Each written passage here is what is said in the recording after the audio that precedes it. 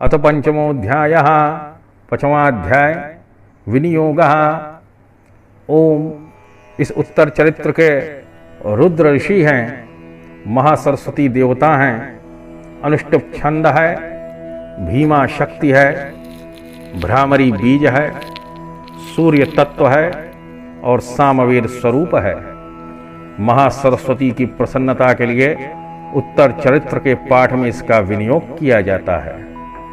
अथ ध्यानम, जो अपने कर कमलों में घंटा, शूल, हल, शंख, मूसल, चक्र, धनुष और बाण धारण करती हैं, शरद ऋतु के शोभा संपन्न चंद्रमा के समान जिसकी मनोहर कांति है, जो तीनों लोकों की आधारभूता और शुंभ आदि दैत्यों का नाश करने वाली हैं, तथा गौरी के शरीर से जिनका प्राकट्य हुआ है, उन महासरस्वती देवी का मैं निरंतर भजन करता हूं। तो ऋषि कहते हैं कि पूर्व काल में शुंभ और निशुंभ नामक असुरों ने अपने बल के घमंड में आकर शचीपति इंद्र के हाथ से तीनों लोकों का राज्य और यज्ञ भाग छीन लिया था।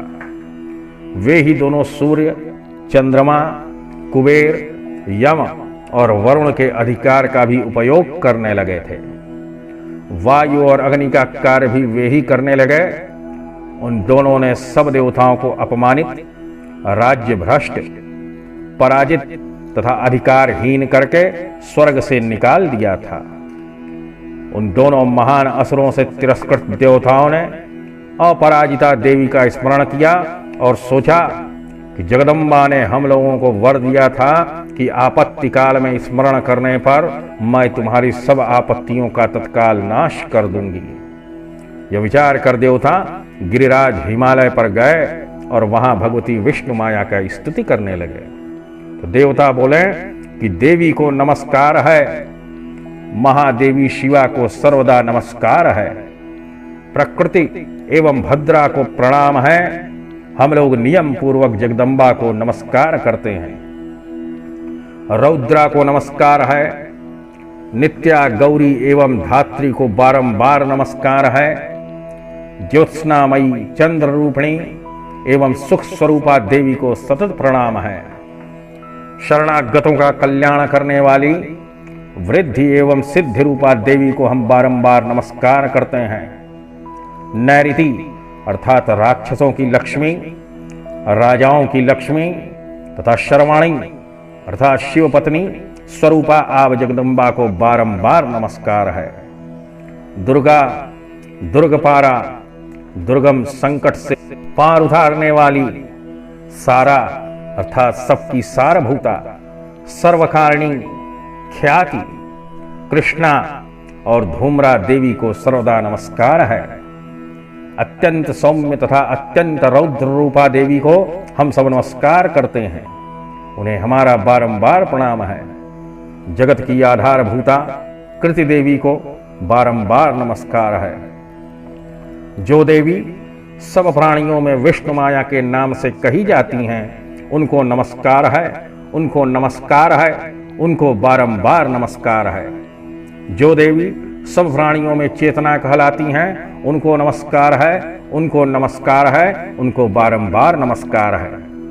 जो देवी सब प्राणियों में बुद्धि रूप से स्थित हैं, उनको नमस्कार है, उनको नमस्कार है, उनको बारंबार नमस्कार है। जो देवी सब प्राणियों में निद्रा रूप से स्थित हैं, उनको नमस्कार है, उनको नमस्कार है, उनको बारंबार नमस्कार है। जो देवी सब प्राणियों में क्षुधा रूप से स्थित हैं, उनको नमस्कार है, उनको नमस्कार है, उनको बारंबार नमस्कार है। जो देवी सब प्राणियों में छाया रूप से स्थित हैं, उनको नमस्कार है, उनको नमस्कार है, उनको बारंबार नमस्कार है। जो देवी सब प्राणियों में शक्ति रूप से स्थित हैं, उनको नमस्कार, उनको नमस्कार, उनको बारंबार नमस्कार है। जो देवी सब प्राणियों में तृष्णा रूप से स्थित हैं, उनको नमस्कार है, उनको नमस्कार है, उनको बारंबार नमस्कार है। जो देवी सब प्राणियों में शांति अर्थात क्षमा रूप से विद्यमान है, उनको नमस्कार है, उनको नमस्कार है, उनको बारंबार नमस्कार है। जो देवी सब प्राणियों में जाति रूप से स्थित हैं, उनको नमस्कार है, उनको नमस्कार है, उनको बारंबार नमस्कार है। जो देवी सब प्राणियों में लज्जा रूप से स्थित हैं, उनको नमस्कार है, उनको नमस्कार है, उनको बारंबार नमस्कार है।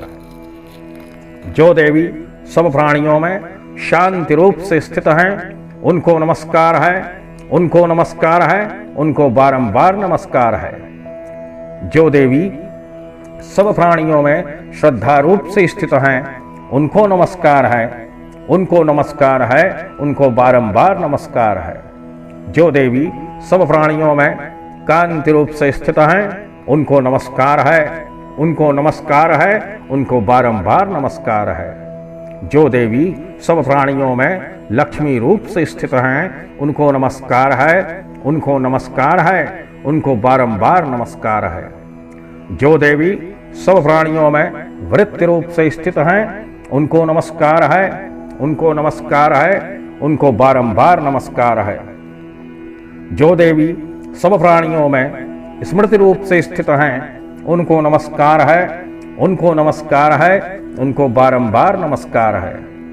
जो देवी सब प्राणियों में दया रूप से स्थित हैं, उनको नमस्कार है, उनको नमस्कार है, उनको बारंबार नमस्कार है। जो देवी सब प्राणियों में तुष्ट रूप से स्थित हैं, उनको नमस्कार है, उनको नमस्कार है, उनको बारंबार नमस्कार है। जो देवी सब प्राणियों में माता रूप से स्थित हैं, उनको नमस्कार है, उनको नमस्कार है, उनको बारंबार नमस्कार है। जो देवी सब प्राणियों में भ्रांति रूप से स्थित हैं, उनको नमस्कार है, उनको नमस्कार है, उनको बारंबार नमस्कार है।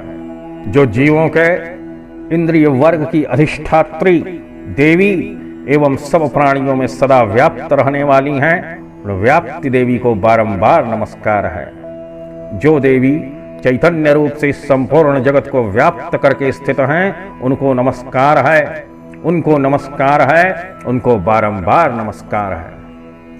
पूर्व काल में अपने अभीष्ट की प्राप्ति होने से देवताओं ने जिनकी स्तुति की तथा देवराज इंद्र ने बहुत दिनों तक जिनका सेवन किया, वह कल्याण की साधन भूता ईश्वरी हमारा कल्याण और मंगल करें तथा सारी आपत्तियों का नाश कर डालें।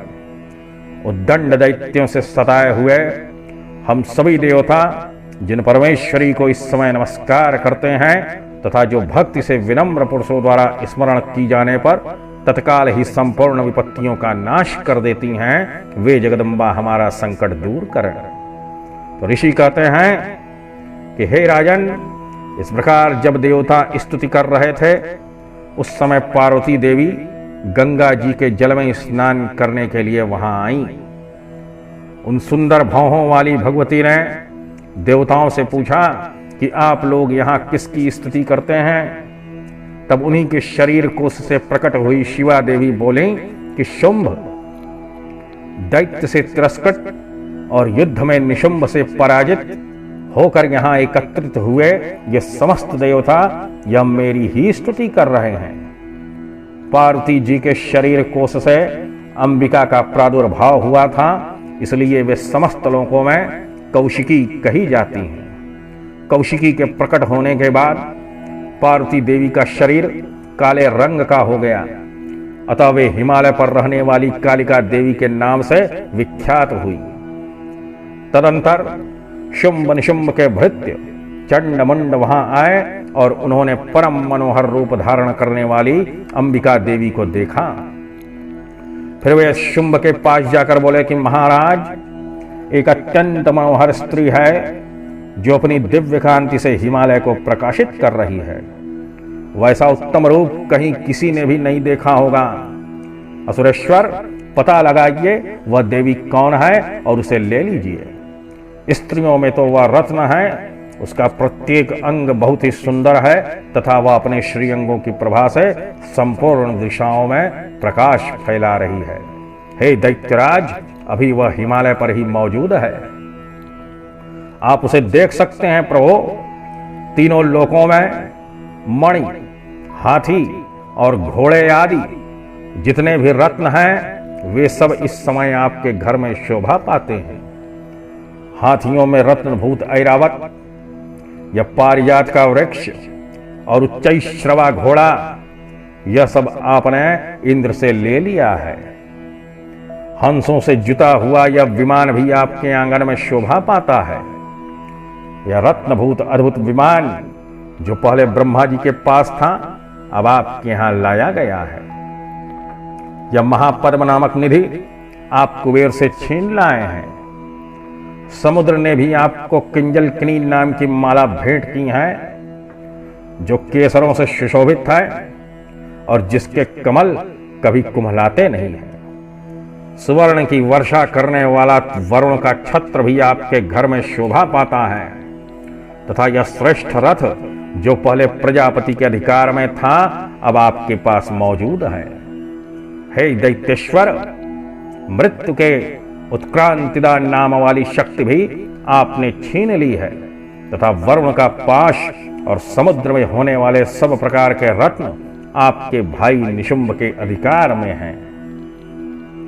अग्नि ने भी स्वतः शुद्ध किए हुए 2 वस्त्र आपकी सेवा में अर्पित किए हैं। हे दैत्यराज, इस प्रकार सभी रत्न आपने एकत्र कर लिए हैं। फिर जो यह स्त्रियों में रत्न रूप कल्याणमयी देवी है, इसे आप क्यों नहीं अपने अधिकार में कर लेते? तो ऋषि कहते हैं कि चंडमुंड का यह वचन सुनकर शुंभ ने महादैत्य सुग्रीव को दूत बनाकर देवी के पास भेजा और कहा कि तुम मेरी आज्ञा से उसके सामने ये बातें कहना और ऐसा उपाय करना जिससे प्रसन्न होकर वह शीघ्र ही यहां आ जाए। वह दूत पर्वत के अत्यंत रमणीय प्रदेश में जहां देवी मौजूद थीं गया और मधुर वाणों में कोमल वचन बोलने लगा। तो दूत बोला कि देवी, दैत्यराज शुंभ इस समय तीनों लोकों के परमेश्वर हैं। मैं उन्हीं का भेजा हुआ दूत हूं और यहां तुम्हारे ही पास आया हूं। उनकी आज्ञा सदा सब देवता एक स्वर से मानते हैं, कोई उसका उल्लंघन नहीं कर सकता। वे संपूर्ण देवताओं को परास्त कर चुके हैं। उन्होंने तुम्हारे लिए जो संदेश दिया है उसे सुनो कि संपूर्ण त्रिलोकी मेरे अधिकार में है। देवता भी मेरी आज्ञा के अधीन चलते हैं। संपूर्ण यज्ञों के भागों को मैं ही पृथक पृथक भोगता हूं। तीनों लोकों में जितने श्रेष्ठ रत्न हैं वे सब मेरे अधिकार में हैं। देवराज इंद्र का वाहन ऐरावत जो हाथियों में रत्न के समान है, मैंने छीन लिया है। क्षीर सागर का मंथन करने से जो अश्वरत्न उच्चैश्रवा प्रकट हुआ था, उसे देवताओं ने मेरे पैरों पर पड़कर समर्पित किया है। सुंदरी, उनके सिवा और भी जितने रत्नभूत पदार्थ देवताओं, गंधर्वों और नागों के पास थे, वे सब मेरे ही पास आ गए हैं। हे देवी, हम लोग तुम्हें संसार की स्त्रियों में रत्न मानते हैं, अतः तुम हमारे पास आ जाओ, क्योंकि रत्नों का उपभोग करने वाले हम ही हैं। चंचल कटाक्षों वाली सुंदरी, तुम मेरी या मेरे भाई महापराक्रमी निशुंभ की सेवा में आ जाओ, क्योंकि तुम रत्न स्वरूपा हो। मेरा वर्ण करने से तुम्हें तुलना रहित महान ऐश्वर्य की प्राप्ति होगी। अपनी बुद्धि से यह विचार कर तुम मेरी पत्नी बन जाओ। तो ऋषि कहते हैं कि दूत के यों कहने पर कल्याणमयी भगवती दुर्गा देवी, जो इस जगत को धारण करती हैं, मन ही मन गंभीर भाव से मुस्कुराई और इस प्रकार बोली। देवी ने कहा कि दूत, तुमने सत्य कहा है, इसमें तनिक भी मिथ्या नहीं है। शुंभ तीनों लोकों का स्वामी है और निशुंभ भी उसी के समान पराक्रमी है। किंतु इस विषय में मैंने जो प्रतिज्ञा कर ली है उसे मिथ्या कैसे करूं? मैंने अपनी अल्प बुद्धि के कारण पहले से जो प्रतिज्ञा कर रखी है उसे सुनो कि जो मुझे संग्राम में जीत लेगा, जो मेरे अभिमान को चूर्ण कर देगा तथा संसार में जो मेरे समान बलवान होगा, वही मेरा स्वामी होगा। इसलिए शुंभ अथवा महादैत्य निशुंभ स्वयं ही यहां पधारें और मुझे जीतकर शीघ्र ही मेरा पाणी ग्रहण कर लें, इसमें विलंब की क्या आवश्यकता है। तो दूत बोला कि देवी, तुम घमंड में भरी हुई हो, मेरे सामने ऐसी बातें न करो। तीनों लोकों में कौन ऐसा पुरुष है जो शुंभ निशुंभ के सामने खड़ा हो सके। देवी, अन्य दैत्यों के सामने भी सारे देवता युद्ध में नहीं ठहर सकते, फिर तुम अकेली स्त्री होकर कैसे ठहर सकती हो। जिन शुंभ आदि दैत्यों के सामने इंद्र आदि सब देवता भी युद्ध में खड़े नहीं हुए, उनके सामने तुम स्त्री होकर कैसे जाओगी। इसलिए तुम मेरे ही कहने से शुंभ निशुंभ के पास चली चलो। ऐसा करने से तुम्हारे गौरव की रक्षा होगी, अन्यथा जब वे केश पकड़कर घसीटेंगे तब तुम्हें अपनी प्रतिष्ठा खोकर जाना पड़ेगा। तो देवी ने कहा कि तुम्हारा कहना ठीक है, शुंभ बलवान है और निशुंभ भी बड़े पराक्रमी हैं, किंतु क्या करूं, मैंने पहले बिना सोचे समझे प्रतिज्ञा कर ली है, अतः अब तुम जाओ। मैंने तुमसे जो कुछ कहा है वह सब दैत्यराज से आदर पूर्वक कहना, फिर वे जो उचित जान पड़े करें। इस प्रकार श्री मार्कंडेय पुराण में सावर्णिक मनमंत्र की कथा के अंतर्गत देवी महात्म्य में देवी दूत संवाद नामक 5वां अध्याय श्री जगदम्बा को अर्पण है। श्री जगदम्बार्पणमस्तु।